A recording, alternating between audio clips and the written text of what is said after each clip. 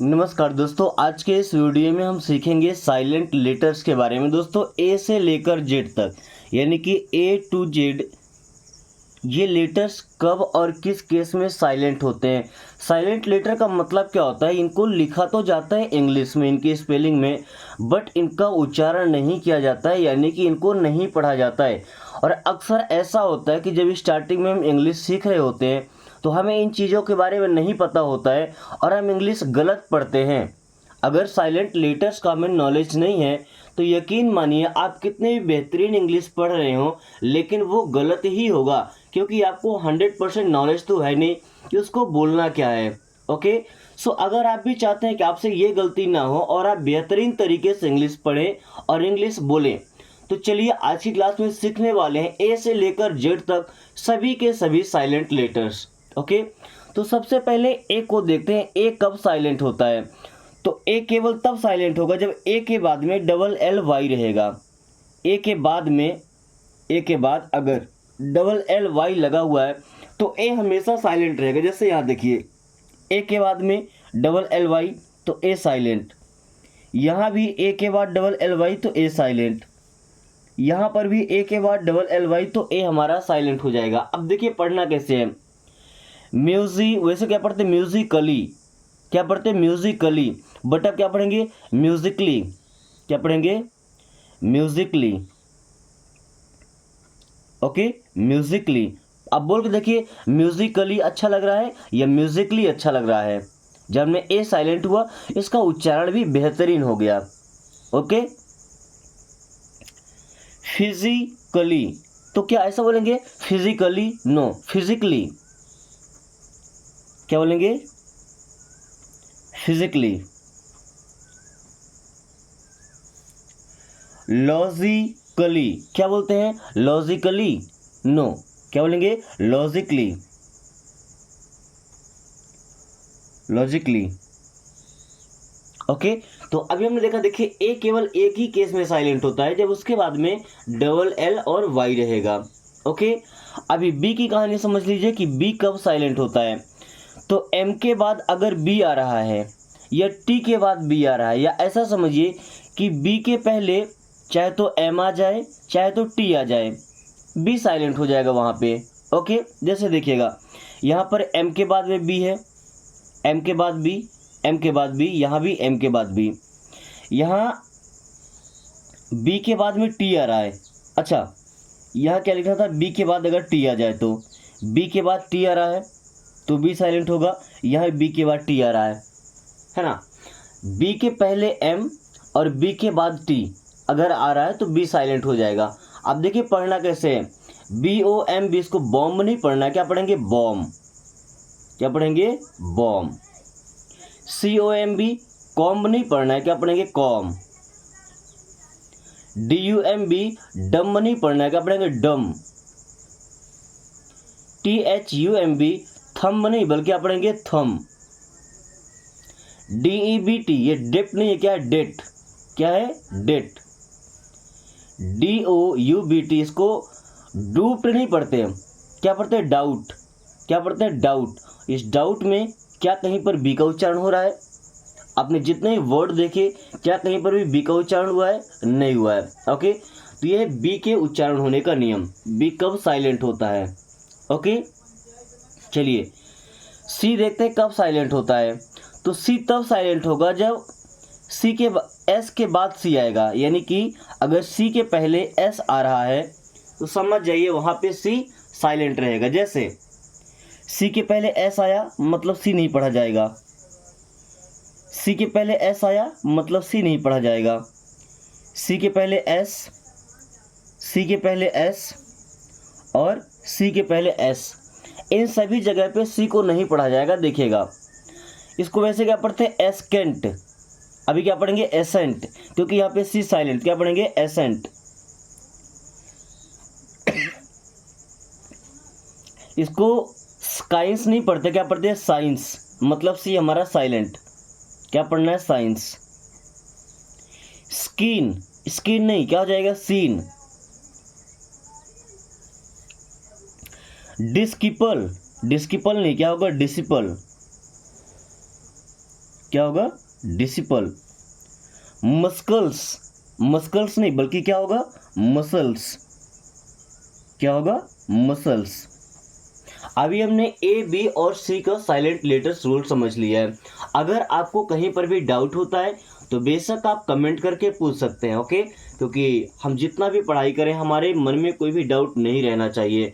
और हमेशा कोशिश रखें कि हम जब भी कहीं इंग्लिश से बात करें या कुछ भी बोलें तो हमारा एक अलग इम्प्रेशन हो, यानी कि हम चीज़ों को सही तरीके से पेश करें।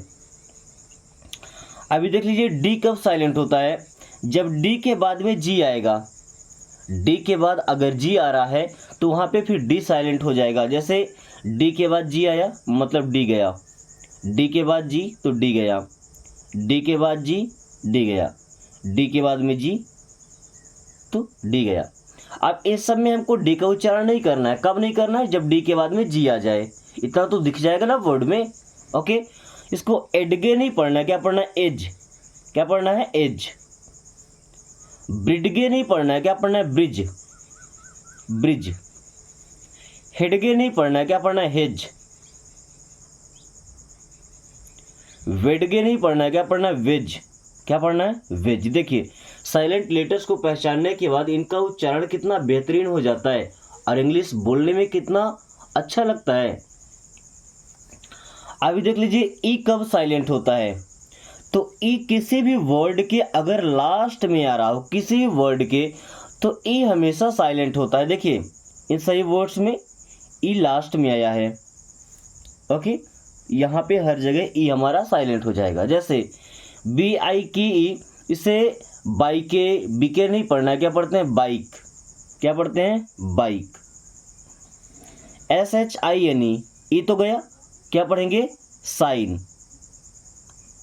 TYPE, टाइपे नहीं, क्या पढ़ना है? टाइप। चेंजे नो, क्या पढ़ना है? चेंज।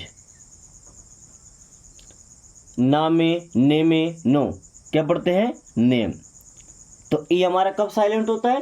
किसी भी वर्ड के, बड़ा वर्ड हो छोटा वर्ड हो, अगर लास्ट में ई आ रहा है तो ई वहां से साइलेंट हो जाएगा, ओके? इसके बाद एफ कहीं पर भी साइलेंट नहीं होता है, okay?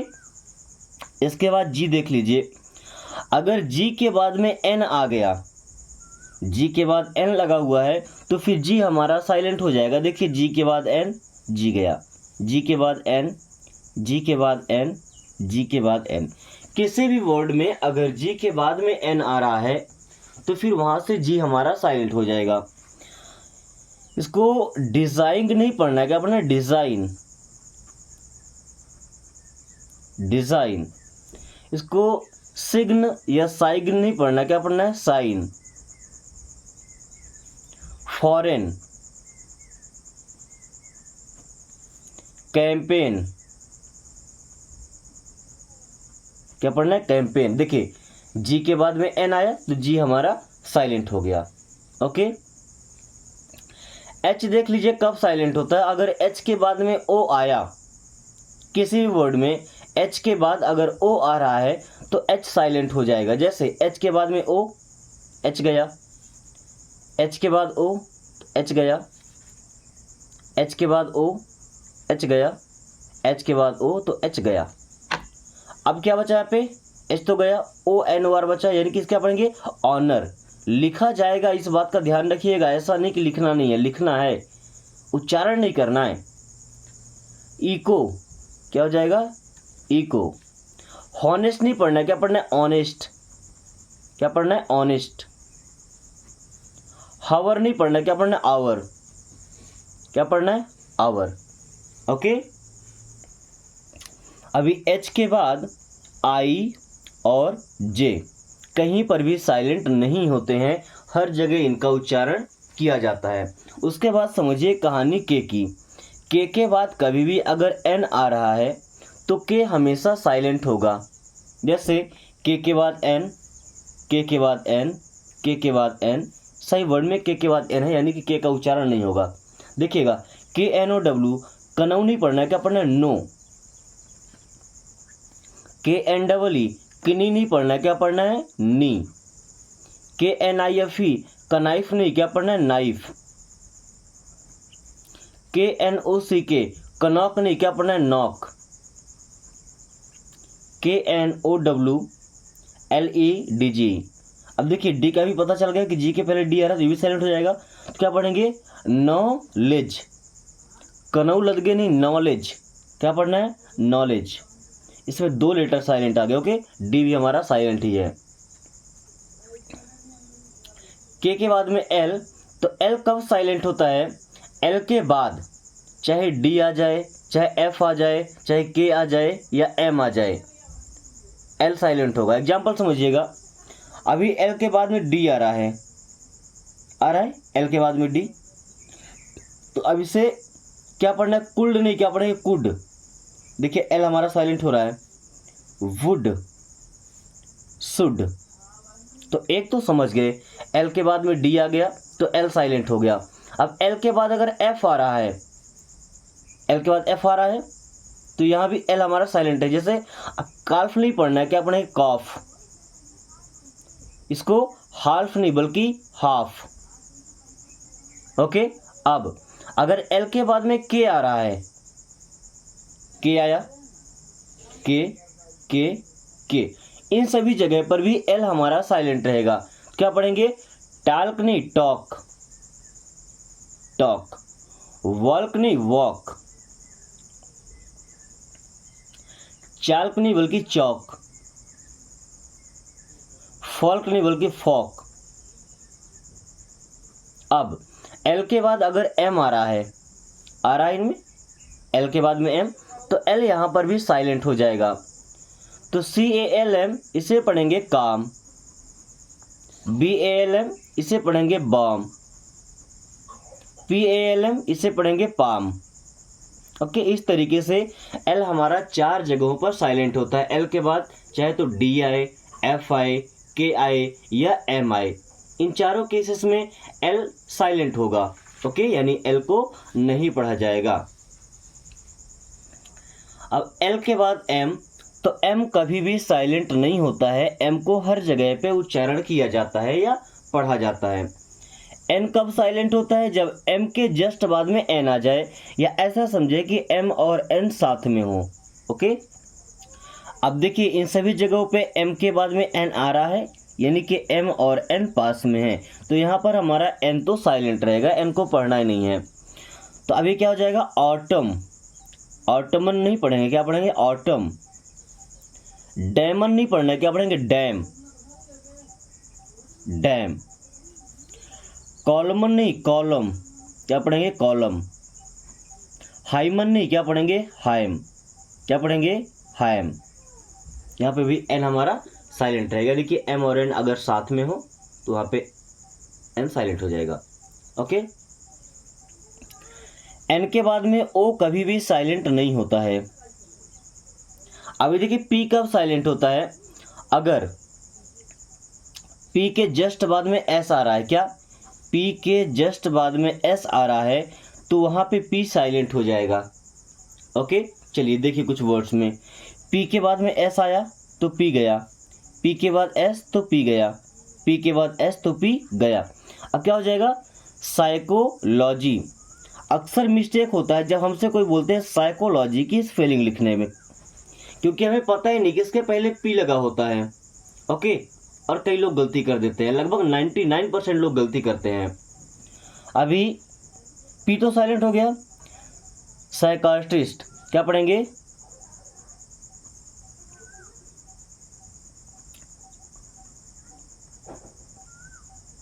Psychiatrist. Okay, then P छोड़ दिया तो साइकोथेरेपी, क्या हो जाएगा, साइकोथेरेपी। ओके, हमें केवल साइलेंट लेटर्स देखना था कि अगर पी के बाद में एस आ रहा है तो समझिए कि पी गया। ओके, पी के बाद क्यू और आर और एस, इन तीनों को उच्चारण हर जगह होता है, नहीं कि ये साइलेंट नहीं होते कहीं पर भी। अभी टी को देख लीजिए, टी कब साइलेंट होता है, जब कहीं पर भी TEN या TCH लिखा आता है तो वहाँ पे टी साइलेंट होता है। किसी भी वर्ड में अगर TEN या TCH लिखा मिल जाए तो समझ जाए कि वहाँ पे फिर T साइलेंट होगा। जैसे यहाँ पे देखिए TEN लिखा तो T गया, TEN तो T गया, TCH T गया, TCH T गया, TCH T गया। कहीं पर भी ऐसा होता है अगर TEN या TCH लिखा मिल जाए तो T साइलेंट हो गया। उसको लिस्टेड नहीं पढ़ते, क्या पढ़ते लिसन, क्या पढ़ते लिसन। ऑफ्टेन नहीं, क्या पढ़ते ऑफेन, क्या पढ़ते हैं ऑफेन। मैच नहीं, क्या पढ़ते हैं match, T silent. Catch T silent, batch T silent. Okay चलिए अब देखिए यू कब साइलेंट होता है। यू के बाद चाहे कोई भी वॉवेल आ जाए, जैसे A E I O, you तो खुद एक वॉवेल ही है ना। तो यू के बाद इन चार में से कोई भी वॉवेल आ जाए तो यू हमारा साइलेंट रहेगा। जैसे यू के बाद में आई आया मतलब यू गया, यू के बाद आई, यू के बाद ए, यू के बाद आई, यू के बाद आई, है ना। मैक्सिमम आई ही आ रहा है, बट कुछ भी आ रहा है। जैसे हमने एक वर्ड पढ़ा GUESS, तो यहाँ पे भी यू के बाद ई आ रहा है, यहाँ भी यू चला ही जाएगा। ओके देखिएगा अब गिटार नहीं, क्या पढ़ते हैं गिटार, क्या पढ़ते हैं गिटार। गिल्ड नहीं, क्या पढ़ते हैं गिल्ड। गुआर्ड नहीं, क्या पढ़ते हैं गार्ड, क्या पढ़ते हैं गार्ड। गिल्ट नहीं, क्या पढ़ते हैं गिल्ट। बिस्कुइट नहीं, क्या पढ़ते हैं बिस्किट, क्या पढ़ते हैं बिस्किट। इसको ग्वेस नहीं पढ़ते, क्या पढ़ते हैं गेस, क्योंकि हमारा रूल है कि यू के बाद में कोई भी वॉवेल आ जाएगा तो फिर वहाँ पे यू का उच्चारण नहीं करेंगे। ओके यू के बाद वी कहीं पर भी साइलेंट नहीं होता है, वी को हर जगह पढ़ा जाता है। अब डब्ल्यू के साइलेंट होने का क्या रूल है, एस के बाद डब्ल्यू आए या डब्ल्यू के बाद आर आए। ओके दोनों कंडीशन में, जैसे एस के बाद डब्ल्यू आया तो डब्ल्यू गया, एस के बाद डब्ल्यू, डब्ल्यू गया। अब आर के पहले अगर डब्ल्यू आ रहा है या ऐसा बोले कि डब्ल्यू के बाद आर आ रहा है तो फिर डब्ल्यू जाएगा, यानी इनका उच्चारण नहीं किया जाएगा। देखिएगा अब इसको आंसर नहीं पढ़ना है, क्या पढ़ना है आंसर, क्या पढ़ना है आंसर। सॉर्ड नहीं पढ़ना है, क्या पढ़ना है सॉर्ड, क्या पढ़ना है सॉर्ड। वरॉन्ग नहीं बल्कि क्या पढ़ते हैं रॉन्ग। वराइट नहीं, क्या पढ़ते हैं राइट। वरिष्ठ नहीं, क्या पढ़ते हैं रिस्ट। वरैप नहीं, क्या पढ़ते हैं रैप। व्रिंकल नहीं, क्या पढ़ते हैं रिंकल। दोस्तों अगर आप ए से लेके जेड तक के इन सभी साइलेंट लेटर्स को एक बार सीख लेते हैं तो आप बिल्कुल सही तरीके से इंग्लिश पढ़ पाएंगे और उम्मीद रहेगी कि कभी भी मिस्टेक नहीं करेंगे। ओके मुझे उम्मीद है कि वीडियो आपको बेहद पसंद आई होगी, तो वीडियो को लाइक करके दोस्तों के पास शेयर कर दीजिए ताकि वो भी आसान तरीके से इंग्लिश पढ़ना लिखना और इंग्लिश बोलना सीख सके। So thanks for watching, take care.